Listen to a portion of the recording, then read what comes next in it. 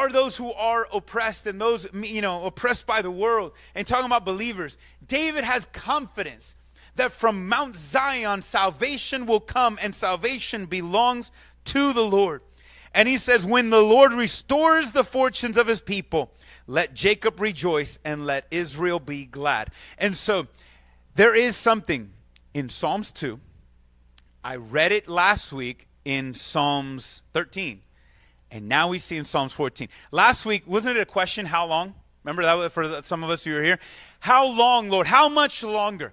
Well, the question, how much longer, and the longing for salvation in verse 7, guys, has been answered on the cross. All of those things have been answered on the cross. In fact, Mount Zion is an actual place. Me and Alicia got to go there. It's where the city of David, where Jerusalem is, on Mount Zion. And guess what is just off in the shadow of Mount Zion?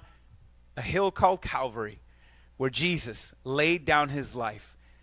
Deliverance came and has come from Mount Zion, from that place. It has been fulfilled in him. And why? Because Jesus succeeded where we failed. Jesus' victory over sin and death Jesus' victory over sin and death is how he succeeded where we have failed, so that we can go from fools to forgiven. Because guys, if you, prior to God, listen, you and I were all fools. Maybe you didn't know about God, but deep down he wasn't on your radar. Therefore, all of us, we were all fools before we were ever forgiven. And what does the fool say again? There is no God. He doesn't want God. There is no God. But what does now to the forgiven say? The forgiven looks to a bloody cross and an empty grave and say, what? There he was. And one day, on the other side of death, guys, we will all get to shout with all of our hearts, there he is. There he is. We will all get this with joy, not dread, with joy in our hearts. We will get to look and say, there he is. There he is.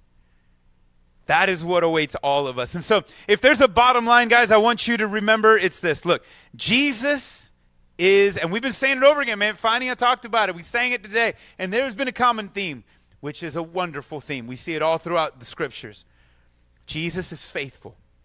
He's faithful. Another reason to point to his faithfulness. And what I love about it is this. He was faithful, and Jesus is still faithful, especially to fools who turn to place their faith in him. Jesus is faithful even to fools who turn to place their faith in him. You know what the irony is about that? What does the world say to the Christian? There is a God, and his name is Jesus. What does the world call that? What do they call us for that? Don't they call us fools?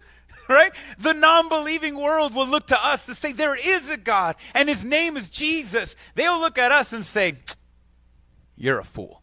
You're a fool to believe that. You're a fool to believe. And I get it. Do you know that God says in scriptures that the wisdom of God just trumps the wisdom of this world? It doesn't make sense for some. For some, the power of God looks weak. And the wisdom of God looks foolish. But oh well. Like, see, the reality of it doesn't matter what it looks like.